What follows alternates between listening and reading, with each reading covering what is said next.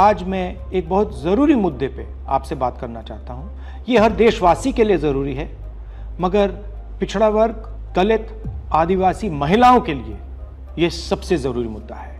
ये आपके भागीदारी के बारे में है। 2023 में पूरे देश ने, सब पार्टियों ने महिला आरक्षण बिल को पूरा समर्थन दिया था। कांग्रेस पार्टी सबसे आगे थी। सालों के लिए हम महिला बिल पास करना चाह रहे थे। अंत में 2023 में हुआ। भारतीय राष्ट्रीय कांग्रेस की तरफ मैं नारी शक्ति बंधन अधिनियम 2023 के समर्थन में खड़ी हुई।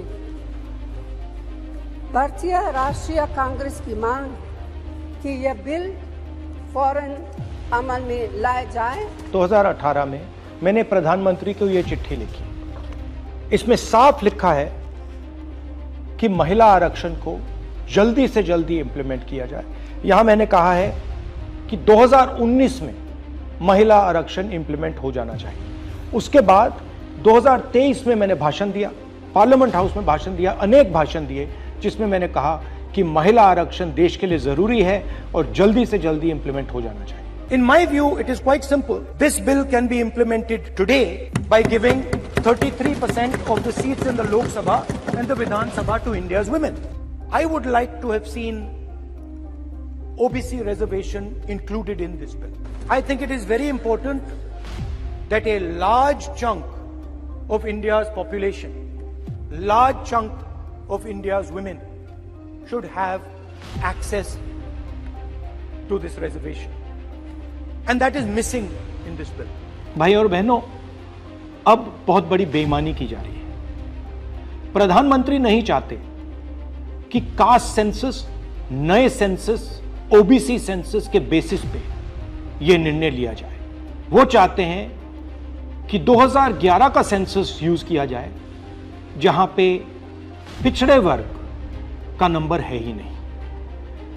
वो आपकी जो भागीदारी है उसको आपसे छीनना चाहते हैं। हमारा कहना है नया सेंसस चालू हो गया है, आप कह रहे हो कि ओबीसी सेंसस आप कर रहे हो, तो उस सेंसस का प्रयोग करके आप महिला बिल क्यों नहीं पास कर रहे हो? हमारा जो विजन है एक बिल्कुल नया डेवलपमेंट का, विकास का पैराडाइम हम कास्ट सेंसस के माध्यम से लाना चाहते हैं। और हम सेंट्रल सवाल पूछ रहे हैं कि चाहे ओबीसीज हों, दलित्स हों, आदिवासी हों, उनकी देश में कितनी भागीदारी है। नरेंद्र मोदी, आरएसएस और बीजेपी घबरा गए हैं क्योंकि कास्ट सेंसस का डेटा आना शुरू हो गया है और उनको मालूम पड़ रहा है कि पिछड़ों की देश में सचमुच कितनी आबादी है। वो नहीं चाहते कि आपको अपनी सच्ची आबादी के बेसिस पर भागीदारी मिले। ये सिर्फ पिछड़े वर्ग के खिलाफ नहीं है,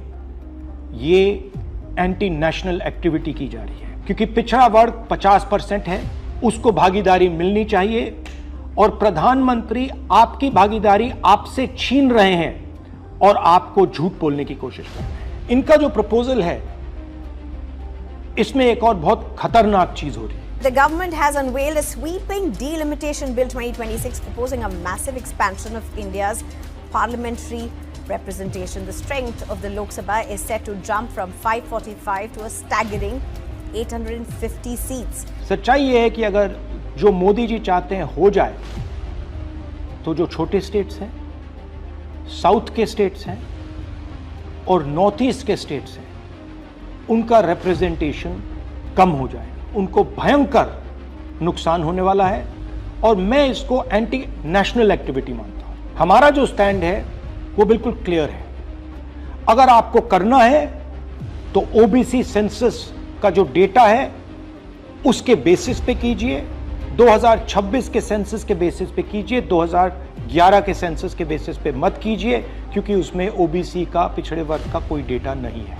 और अगर आप सचमुच में वुमेन्स बिल इंप्लीमेंट करना चाहते हो तो आपके पास वुमेन्स बिल पड़ा हुआ है, उसको आप इंप्लीमेंट कीजिए, हम आपको पूरा समर्थन देंगे। मगर पिछड़े वर्ग, सदर्न स्टेट्स, छोटे स्टेट्स के खिलाफ हम आपको काम नहीं करने देंगे। मोदी जी, मैं समझता हूं कि आप देश को मैसेज देना चाहते हो कि आप प्रो वुमेन हो।